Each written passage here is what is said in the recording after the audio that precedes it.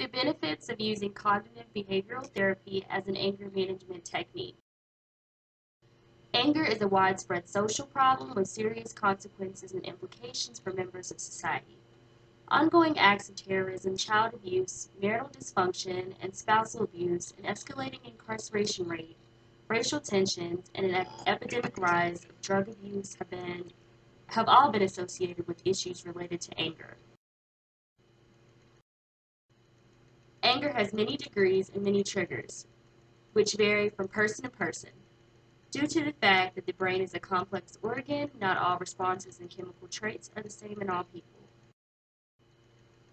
This project focuses on anger as it pertains to cognitive function intervention changes, which can be used to reduce anger levels and reduce destructive behaviors that negatively impact angry people's lives. The research question for this project relates to determining if cognitive-based anger management interventions can be used to reduce anger levels. The hypothesis is that cognitive behavioral therapy can be used to reduce anger levels when interventions are effectively applied. The research project, putting together the pieces of the anger puzzle. 7 respondents participated in the research project, which lasted for 5 weeks. The mean age for the respondents was 33 years. Racially, 4 of the participants were African American, 1 respondent was Hispanic, and 2 respondents were Caucasian. 4 respondents were employed, and 3 were unemployed. All the respondents were voluntarily enrolled in counseling sessions for anger management. Project objectives were to reduce anger levels on a Likert-based scale, ranging from 1 to 5 in levels of intensity for each question. There were 27 anger-related questions on the pretest and post-test. Shown here is the Anger Management Assessment short form pretest. The directions say choose one answer of the following questions by filling in the circle. The answer choices for each question is almost never, rarely, sometimes, frequently, and almost always. Respondents use these answer choices to indicate the feelings about the following statements. I break or destroy objects when I'm angry.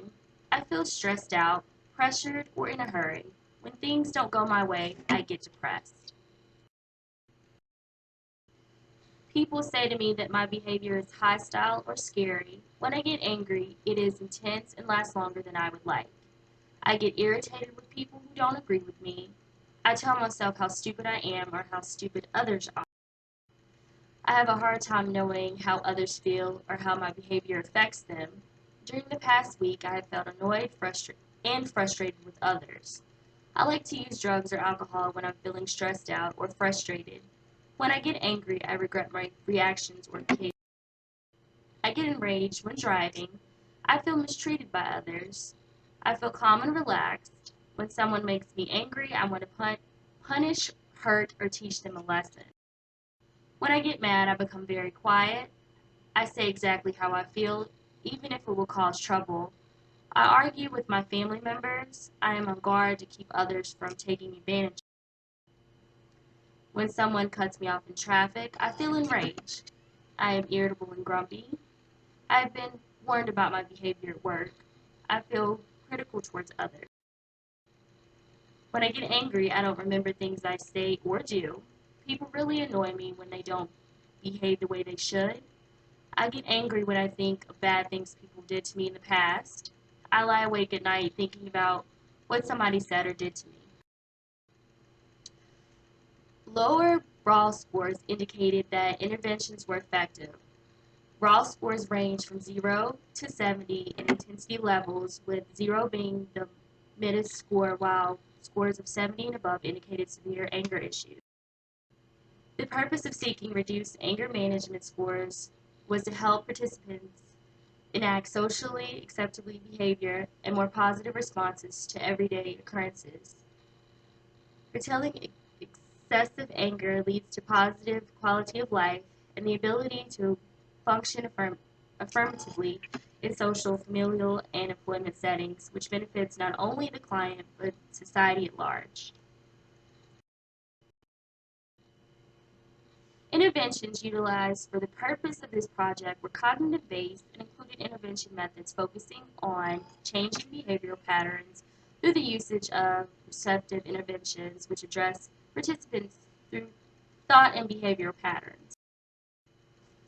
5 sessions were scheduled focusing on insinuating the positive, putting anger on hold, maintaining a calm demeanor in stressful situations, responding rather than acting bashfully, and considering positive solutions. Each of these was an issue the National Anger Management Association indicated as having a significant role in anger management.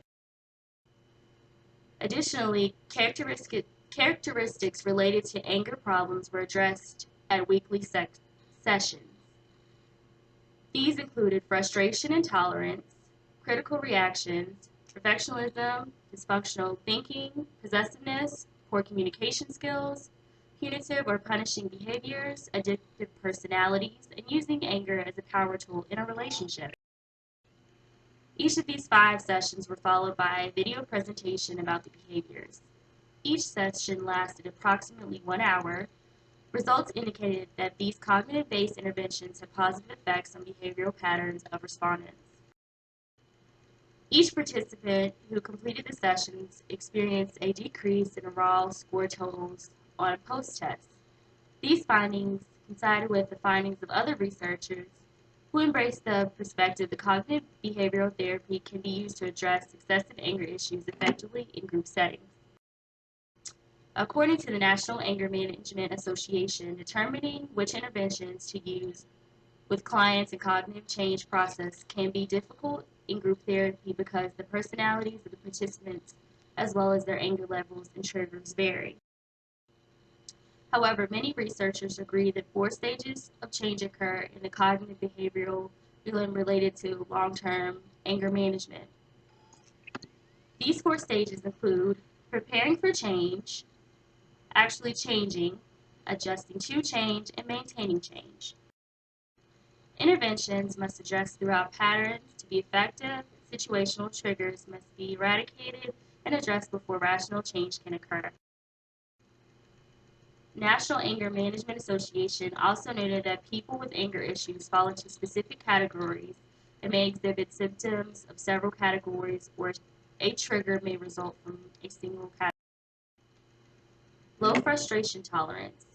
Easily irritated, this type of anger involves both calm, irrational verbal explosions, and even physical violence. Judgmental and critical reactions. This type of anger is triggered by a competitive spirit, also based on personal beliefs of superiority. Anger of this type involves expecting others to agree with thoughts the angry person has. Perfectionism. Anger of this type based on the irrational belief that only perfect situations should occur, and perfection is determined by the mindset of the angry person. All or nothing thinking. This is the type of anger involves seeing things as right or wrong, with no middle ground or room for debate included. Possessiveness. Anger is based on possessiveness, involves insecurity and lack of trust, and results in attempting to control another person. Poor communication. Communication related to anger involves the unwillingness to listen to other points of view, tuning out whatever the angry person does not want to hear. It may also involve a refusal to speak or negotiate when angry. Punitive behavior. Punitive behavior is based on the angry person's desire to punish others. Punishment can make many forms and may even be physical. Addictive personality. Angry people with addictive personalities engage in substance abuse or other addictive behaviors. Addictive behaviors can involve impulsive behaviors or a desire for immediate gratification. Using anger for power. This type of anger is a punitive tool the person uses to maintain excessive ego issues, feeling that they must maintain control of others. Power is used to avoid feelings of being vulnerable or inconsequential.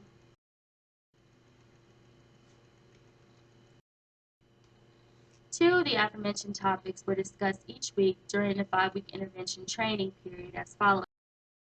Week 1, low frustration tolerance and judgmental and critical reactions. Week 2, perfectionism and all or nothing thinking. Week 3, possessiveness and poor communication. Week 4, punitive behavior and addictive personalities. Week 5, using anger as a power tool and a review of all concepts.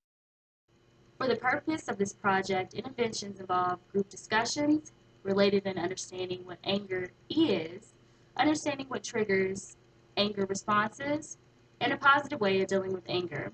Situational videos were also used and were followed by group discussions. Consequences of maladaptive anger were discussed, including physical health, mental health, and social and interpersonal relationships.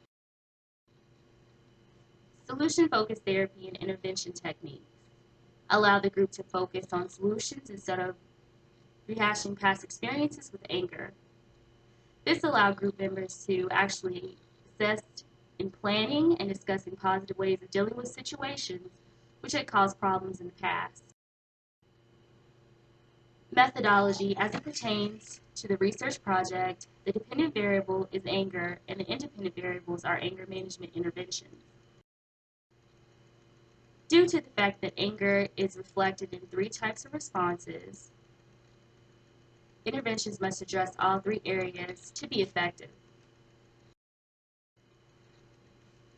At the initial informational meeting, respondents were informed that the anger management sessions would be held weekly for a 5-week period and that the attendance would be necessary at all meetings. Respondents were further informed that each session would last approximately 1 hour, during which behaviors would be addressed. Group discussions would follow and a video would be shown, after which another short discussion would follow. Consent forms were required for all participants. Participants were informed that they could withdraw from the research at any time. It was also emphasized that all participation was confidential and the sessions would be held at a time when other people were not in church for the sake of the anonymity. Participants were informed they would take pre-test and post-test and that these instruments would be destroyed at the end of the project. It was further explained that the goal of the project was to teach ways to effectively handle anger issues, and that the overall goal was for participants to lead lives free from burdens excessive anger causes.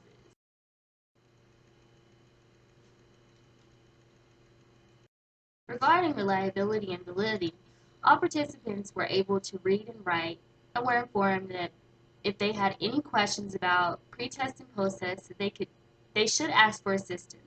All participants completed the entire 27-question pre-test. Validity was an issue because this type of test allows the respondent to self-report and is a qualitative type of test which lends itself to personal interpretation as it reported by the respondent. The participation of the respondent of an issue may contradict greatly with the perception of others. It may have the person and may not meet the standards of the quantitative research. No ethical issues surfaced during the conducting of the research, and no one withdrew from the participation. An A-B single subject design was used in the research. The group consisted of 8 respondents.